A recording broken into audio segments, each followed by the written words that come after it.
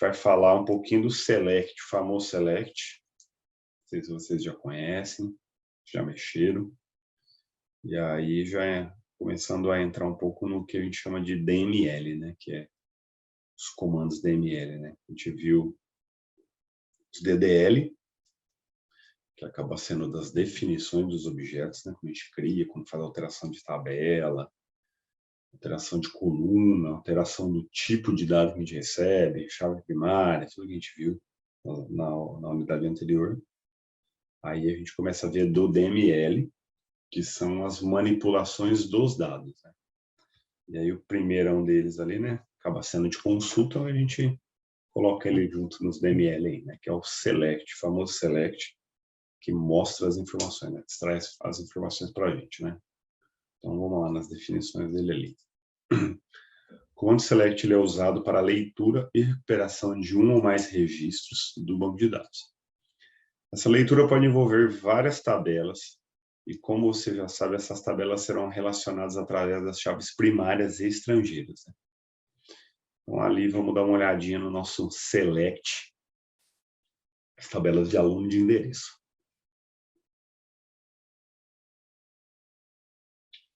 Primeira linha ali do select, né?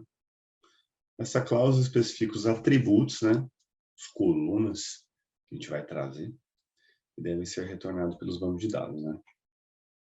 Em nosso exemplo, queremos a seleção dos atributos: nome do aluno, rua, número, bairro, cidade, estado e o CEP. Na de baixo, from, a gente sempre vai colocar as nossas tabelas, tá? Quais tabelas a gente quer acessar? Separados por vírgula, igual select, né? Igual as colunas, os nossos atributos também separados por vírgula, tá? Então, no from, essa cláusula especifica quais tabelas devem ser acessadas para selecionar os atributos que a gente está buscando, né?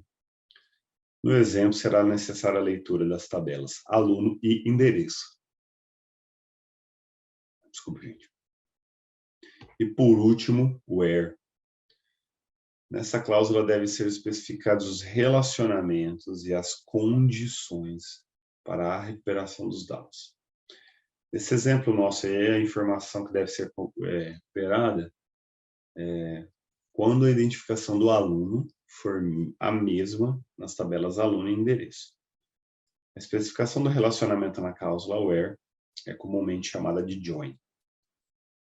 Então, nesse caso, a gente fez a junção das duas chaves, né? A gente fez um join aí, né? Para a gente conseguir juntar e comunicar as duas tabelas, que a gente quer consultar mais de uma tabela, né? Usando a chave primária e a chave estrangeira, né? Então, esse é o primeiro exemplo e um exemplo muito usado, mais comum que a gente vê através dos IDs, né, das chaves, a gente coloca isso no where.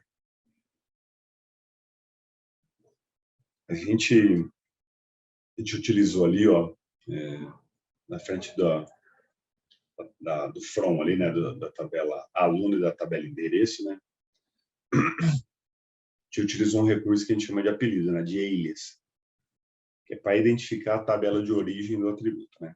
Então, vamos lá. A tabela aluno recebeu o apelido A, e a tabela endereço recebeu o apelido, né, o alias de B.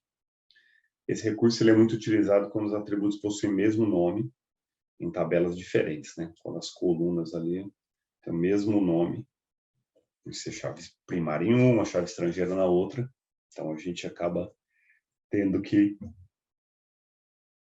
usar o apelido também ali na where para a gente não precisar inserir tipo a tabela inteira, o nome da tabela. Ali no where, na frente de cada atributo, né, do ID aluno, eu poderia colocar o nome da tabela, aluno, endereço, mas pensa isso num código grande, né? É mais coisa, são mais palavras, né, que eu preciso escrever. Então a gente acaba utilizando um alias, o apelido, né? Podia ter colocado alu ou end também ali para endereço. Então esse tipo de apelido aí é bem comum que a gente utiliza, né? Olha, ó, é possível também utilizar o próprio nome da tabela. Por exemplo, aluno.id aluno e endereço.id aluno. Tudo bem, gente? De boa? Então, aí a gente já começou a pelo nosso famoso select. Aqui tem um exemplinho aí com mais outras, como que eu posso falar? Outras seções aí, né, do select, que a gente pode ter, também é muito comum que a gente utiliza, né? Seria o group by, a gente quer fazer agrupamentos, o having e o order by, né? Então vamos ver o que ele está falando ali, né?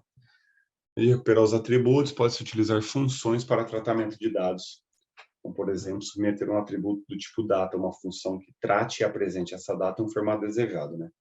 Ou a gente utilizar alguma função de soma, aí a gente coloca no select, né? A linha do select, no campo que a gente precisa, né? No atributo,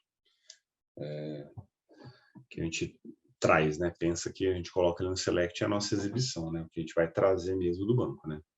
Ali, ó. Possível também a utilização de funções de agrupamento, como count, contagem, max, min, né? Valores máximos e mínimos, soma, média.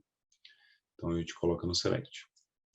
O from tem muito segredo, né? Especifica as tabelas que serão acessadas para retornar os atributos. É possível também especificar tabelas virtuais, né? A gente fazer um uso de visão, né? É um tipo de tabela que também existe, se vocês quiserem se aprofundar um pouquinho mais nisso, né? Que seria uma tabela baseada num select, né? Um dado, tipo assim, um dado específico. Essa é uma tabela muito grande com muita coluna que a gente precisa de só algumas colunas, então a gente pode criar essa visão, né? Com um olhar, né? O próprio nome já fala, uma visão diferenciada de algumas tabelas.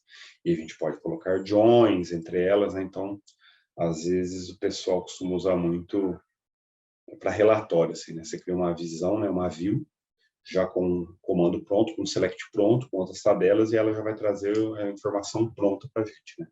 Às vezes para o usuário final também, o pessoal usa essas visões que não precisa ficar montando toda hora a query, né? O select. Lá. Definir o banco de dados, sua vez pode ser de outros selects, né? A visão. Where são nossos campos, né, de pesquisa, né? Então, além da especificação do relacionamento entre as tabelas, né, que a gente utilizou pelo join, são especificadas também outras condições, né, para a leitura dos dados. Ainda é possível, por exemplo, operadores lógicos, né, AND OR, de comparação e também funções de comparação de caracteres, né, like, not like. Então, se a gente tem uma tabela muito grande também, gostaria de saber todo mundo que inicia com a letra E, os professores que têm o código tal. Então, a gente vai colocar isso no where, tá? Aí ali os novos, comentei, né? Temos o group by, funções de agrupamento, que a gente usa no select. Então, a gente coloca aí nossos atributos para ser agrupados. Temos a parte do having, né? Extensão ali, né, no nosso select. Quando especificado um agrupamento, é possível especificar uma condição que atue no resultado do agrupamento. O bando select deve retornar apenas os agrupamentos que satisfazem a condição da cláusula having. E por último tem uma ordenação, né, da nossa exibição, né? Quais atributos devem ordenar a lista de registro, né? Se é ascendente, crescente ou descendente, decrescente. Vamos lá. Com isso que a gente comentou, temos aqui os exemplos, né? Então, temos aí o select fazendo nome, período, soma da carga horária, das tabelas professor, ministro e disciplina, onde o ID do professor é igual ao ID do professor, tabela professor na tabela ministro, e tem um ali, né, como temos 3 tabelas, a gente tem que fazer uma conectar com a outra e depois as outras 2, né? Então ali a gente tem também a tabela professor e a tabela disciplina conectada. A gente faz agrupamento por nome e período, having, né, tendo uma carga horária mais que 40, ali então operar uma função de soma, e um order by por nome por período, né? Então é isso, né? O texto aqui embaixo nada mais fala Isso que eu acabei de explicar de como é montado o nosso select.